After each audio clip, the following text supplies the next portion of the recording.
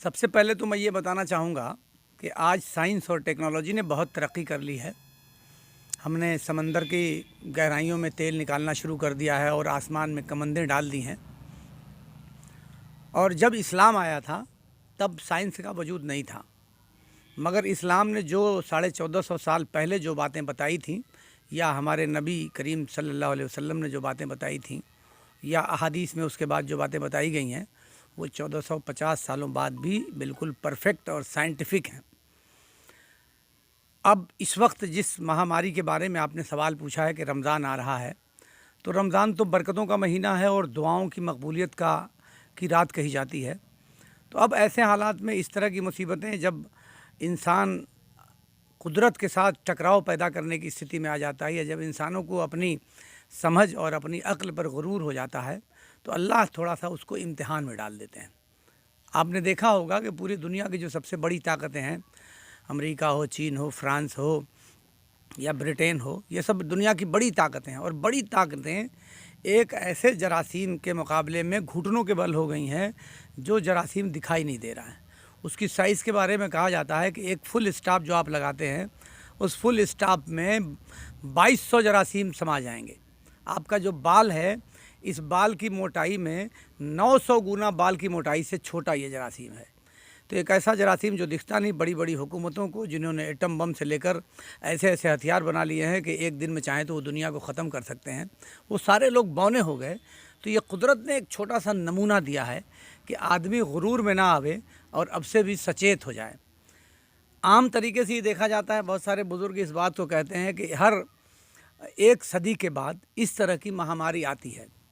जैसा कि आपने भी कहीं सुना होगा कि 1918 में स्पेनिश फ्लू आया था, जिसमें 1,35,00,000 से ज़ायद लोग तो सिर्फ हिंदुस्तान में मर गए थे। 8 करोड़ से ज़्यादा लोग पूरी दुनिया में मर गए थे। उस वक्त तो लोग समझ ही नहीं पाए। आज तो साइंस और टेक्नोलॉजी बहुत आगे है, तो भी लोग समझ नहीं पा रहे हैं। और ये कहा जाता है कि इस तरह की महामारी जो 100 सालों के बाद एक मरतबा अक्सर आती है, जो इतिहास बताता है, और इसमें 3 चरण बताते हैं कि आते हैं, और अभी हम लोग पहले चरण में हैं। इसलिए रमज़ान का महीना है, बहुत बाबरकत महीना है। मैं तमाम मुसलमानों से गुजारिश करूंगा कि आप लोग गलतियों की हम लोगों को माफ़ी मांगनी चाहिए अल्लाह के दरबार में सर झुकाकर, और अल्लाह से माफ़ी मांगते हुए गुजारिश करनी चाहिए कि इस मुसीबत से दुनिया को निजात दिलाइए। अभी जो लोग इस मौके पर भी नहीं जाग रहे हैं, या इस मौके पर भी जो लोग राजनीति कर रहे हैं, वो बड़े अफसोस का मकाम है। तो इसलिए मैं सारे लोगों से, आप किस धर्म के मानने वाले हों, किसी भी धर्म की अगर आप तह में जाएंगे तो वहाँ कहीं ना कहीं से अंतिम तस्वुर किसी एक भगवान का निकलेगा, चाहे अल्लाह का निकलेगा, चाहे खुदा का निकलेगा, चाहे ईश्वर का निकलेगा। तो आप जिसे भी मानते हो परमेश्वर, तो परमेश्वर ही इस दुनिया का रखवाला है। तो आप प्रार्थना करिए, दुआ करिए, क्योंकि ये एक बड़ी मुसीबत है। दूसरा ये कि इस्लाम ने तो बताया है बड़े स्पष्ट शब्दों में 14 साल पहले कि जहाँ बीमारी है वहाँ जाओ मत, जहाँ बीमारी है वहाँ से निकलो मत, और आप अच्छे हो तो बीमारी वाले इलाकों में जाओ मत। नबी करीम सल्लल्लाहु अलैहि वसल्लम ने बड़ा वादे फरमाया। एक सहाबा कराम ने पूछा कि साहब, ये एक ऊँट हमारा जो है जा रहे हैं नमाज़ पढ़ने, तो इसको क्यों ना छोड़ दें। तो कहा कि अल्लाह के भरोसे छोड़ के जा रहे हैं। तो जाने लगे। नबी करीम सल्लल्लाहु अलैहि वसल्लम ने पूछा कि भाई ऊँट को बांधा? तो कहा कि नहीं, अब अल्लाह के भरोसे छोड़ के जाना नहीं। तो कहा कि नहीं, पहले बांधो फिर भरोसा करो। यानी जो तरकीब है वो भी अल्लाह की बनाई हुई है। फिर एक मरतबा कहा गया कि बीमार ऊँटों को सेहतमंद ऊँटों के साथ मत बांधो। ये क्या हो गया? क्वारंटाइन इसी को तो कहते हैं ना, कि क्वारंटाइन किया जाना, अलग किया जाना, या आइसोलेट करना। जो बीमार हैं उन्हें अलग रखो, और बीमारों के बीच में मत जाओ। एक जगह ये भी कहा गया कि बीमार जैसे किसी मुतअद्दी मर्द को, यानी जो संक्रमण बीमारी है, उस बीमारी को देखकर ऐसे भागो जैसे जंगल में आप शेर को देख के भागते हो।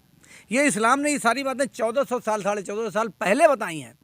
यानी आइसोलेशन की भी बात कही है, और लॉकडाउन की भी बात बताई है, और उसमें फिर उसके बाद अगर हम बात करते हैं जो तन्हाई में रखा जाता है उसकी जो बात करते हैं, तो ये सारी बातें तो इस्लाम ने बताई हैं। मगर मैं देख रहा हूँ कि मुसलमान ज़्यादा गाफिल है। तो मुसलमानों से मेरा ख़ास तरीके से अनुरोध है कि अपनी अपनी बस्तियों में जो दूरी बता के रखी गई है, कि जैसे ये मर्द हाथों के ज़रिए हमारे बॉडी में जाता है, अगर आपके पेट में चला गया है मर्द कुछ नहीं होगा, मगर हाथों को धुलने की जो बात बार बार कही जाती है, तो वो इस्लाम ने 1450 साल पहले कही। एक तो 5 मरतबा नमाज में हम हाथ धुल लेते हैं। दूसरा ये कि कहा गया कि जब बाहर से आओ घर में तो हाथ को धुल लो, ये कहा गया। تو صفائی کو کہا گیا کہ یہ نصف ایمان ہے. ہم جب وضو کرتے ہیں تو سارا اپنے جسم کا جو کھلا ہوا حصہ ہے اسے دھلتے ہیں اور 3 بار دھلتے ہیں. ہم سے کہا گیا کہ 3 بار ہاتھوں کو دھلو. آج کہا جا رہا ہے کہ 20 سیکنڈ تک دھلو. اس وقت سیکنڈ اور منٹ نہیں تھا تو اس بات کو کہا گیا، لیکن جب آپ 3 مرتبہ دھلیں گے اپنے ہاتھ کو اور ٹائم ملائیں گے تو 20 سیکنڈ سے زیادہ کا ٹائم نکل جائے گا. تو اس طرح سے اسلام نے جو بہت سائنٹیفک چیزیں جو آج سائنس ریسرچ کرنے کے بعد 1.5 صدی بعد باتیں بتا رہی ہیں وہ دھرم نے بتائی ہیں، مذہب نے بتائی ہیں. تو جو مذہب کے جاننے اور ماننے والے لوگ ہیں انہیں تو اور بھی زیادہ ان چیزوں سے بچنا چاہیے اور احتیاط کرنا چاہیے، کیونکہ سب سے پہلے اسلام نے عمل کرنے کے لیے بتایا ہے، عمل کی تبلیغ کی ہے، پھر کہا ہے کہ دعا کے لیے ہاتھ اٹھاؤ. نبی کریم صلی اللہ علیہ وسلم جب بھی کوئی مصیبت کا وقت آتا تھا تو بہت کم لوگ تھے، ظاہر سی بات ہے کہ 313 یا 200 یا تو پہلے اپنی صفوں کو درست کرتے تھے اور جو بھی ان کے پاس ٹوٹے پھوٹے ہتھیار ہوتے تھے اس سے لیس کرتے تھے، اس کے بعد دعا کے لیے ہاتھ اٹھاتے تھے. تو یعنی اس سے ایک پیغام ملتا. ان کی کیا دقت ہے، وہ تو اللہ رب العزت کے محبوب نبی تھے، تو ایک مرتبہ دعا کرتے تھے ساری ان کی دعا قبول ہو جاتی. مگر انہوں نے ایسا نہیں کیا. وہ ایک ماڈل، وہ ایک پوری دنیا کے لیے ماڈل ہے. ایسا نہیں کہ وہ مسلمانوں کے لیے ماڈل ہے، بلکہ نبی کریم صلی اللہ علیہ وسلم میں جو کردار تھا وہ پورے دنیا کے انسانیت کے لیے ایک ماڈل تھا اور ایک نمونہ تھا. تو انہوں نے نمونہ پیش کیا کہ پہلے عمل کرو اور پھر اس کے بعد اللہ کی نصرت تمہارے ساتھ شامل حال ہو جائے گی.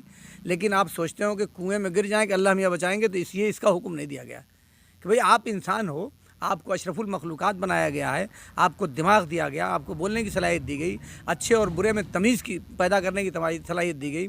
اور اسی لیے کہا جاتا ہے کہ آپ کو جو صلاحیت قدرت نے دی ہے اگر اس کا استعمال انسانیت کی بھلائی کے لیے آپ نہیں کر رہے ہیں تو آپ گناہ گار ہوں گے. یعنی اگر آپ کی زبان میں طاقت ہے، آپ کو بات کرنے کے پریزنٹیشن کا اچھا ہنر معلوم ہے، تو آپ کا فرض بنتا ہے کہ دوسروں کو برائی کے راستے سے روکیے اور اپنی زبان سے لوگوں کو سمجھائیے اچھی باتیں. اور اگر آپ ایسا نہیں کریں گے تو اس کا بھی محاسبہ ہوگا. ایسا نہیں کہ صرف اگر آپ کو دولت دے دی قدرت نے اور دولت کو ٹھیک سے آپ نے خرچ نہیں کیا تو محاسبہ ہوگا، ایسا نہیں ہے. آپ کو جو کچھ بھی صلاحیتیں قدرت نے دی ہے ان سب کو انسانیت کی بھلائی کے لیے آپ خرچ کریے، اللہ کی ذات پہ بھروسہ کریے. آج لوگ گھبرا رہے ہیں اور بھاگ رہے ہیں، لیکن آپ سوچئے کہ جو ڈاکٹر مریض کا علاج کر رہا ہے اس کی زندگی کے بارے میں آپ سوچئے کہ وہ آدمی تو اسی مرض کا علاج کر رہا ہے جس کے مرض کو دیکھ کر لوگ بھاگ رہے ہیں. تو ایسے لوگوں کے لیے پولیس والے ہیں، آپ کو نکڑ ہر جگہ کوئی مرنا جینا سارا اسی میں کام کر رہے ہیں. تو ہمارے وہاں یہ بات 5ویں پارے میں قرآن میں بہت واضح لفظوں میں یہ بات کہی گئی ہے کہ اللہ اور اللہ کے رسول کی باتوں کی تقلید کے بعد اپنے ملک کے حکمرانوں کی بات کو مانو. کیونکہ اس لیے یہ بات اس لیے کہی گئی ہے کہ جو حکمراں ہے وہ بھی انسانی خدمت کے لیے کام کرتا ہے. اس کے کام کرنے کا بھی مقصد یہی ہے کہ وہ لوگوں کی سیوا کر رہا ہے. بھئی حکومت میں جو لوگ بھی بیٹھے ہوں اور طریقہ جو بھی ہے، مگر حکومت میں بیٹھے والے چاہے نیتا ہوں چاہے ادھیکاری ہوں، ان سب کا مقصد تو یہی ہے نا کہ وہ انسانیت کی سیوا کریں اور ملک میں رہنے والے لوگوں کی خدمت کریں. تو آپ ایسے حالات میں سب کے ساتھ مل کے کام کرنے کی ضرورت ہے، نہ کہ نکتہ چینی کرنے کی ضرورت ہے. راجنیتی کرنے کا ٹائم پھر آئے گا، وہ کر لیا جائے گا. میں تو بار بار کہتا ہوں کہ بھائی ڈائری بنا لیجیے، نوٹ کر کے رکھیے سرکار کی جو کمیاں ہیں. لیکن ابھی سمے نہیں ہے. ابھی ہم لوگوں کو سرکار کے ساتھ، ضلع انتظامیہ کے ساتھ مل کے اس لڑائی کو لڑنا ہے اور ان کا ہاتھ پاؤں بن کے اس لڑائی سے نجات پانا ہے. ابھی جو پازیٹیو کیس آیا ہے اس کی حالت بہت اچھی ہے کوپا گنج میں، اور مجھے امید ہے کہ 1-2 دن کے اندر انشاءاللہ اس کی ضرور نگیٹو رپورٹ آ جائے گی. ابھی تک کوئی ایک ہی کیس کی پازیٹیو رپورٹ آئی ہے. تو تھوڑا احتیاط برتنے کی سب لوگوں کو ضرورت ہے. آنے جانے میں پرہیز کریں اور جب زندگی رہے گی تو سب کچھ رہے گا. پوری زندگی بچی ہوئی ہے. تو میں انہی باتوں کے ساتھ آپ کا شکریہ ادا کرتا ہوں کہ آپ کے ذریعے ہماری باتیں بہت سارے لوگوں تک پہنچ جائیں گی. بہت ساری باتوں کو کہہ دیا. اسلام پر روشنی ڈالنے کے ساتھ ساتھ یہ بھی کہا کہ ہمیں حکمران کی باتوں کو ماننا ہے، ہمیں سرکار کے آدیشوں کو ماننا ہے. سرکار نے جو آدیش دیا ہے کہ ہم بنا وجہ نہ گھومیں، اسی جگہوں پر نہ جائیں اور سوشل ڈسٹینسنگ کا جو پالن کرنا ہے اسے کریں. اور ساتھ ہی ساتھ انہوں نے کہا کہ ایک بڑا پوتر مہینہ آ رہا ہے، اس میں مسلمان اس سوشل ڈسٹینسنگ کا پالن کرتے ہوئے، حکمرانوں کی بات مانتے ہوئے اس مہاماری سے بچنے کے لیے اس پوتر ماہ میں دعا کریں کہ جاکہ جلدی سے جلدی اس دنیا کو اس مہاماری سے نجات مل سکے. ہم پھر گھوسی لائیو ٹیم کے ساتھ پل پل کی اپڈیٹ دینے کے لیے پھر آپ سے ملیں گے. تب تک کے لیے دھنیواد.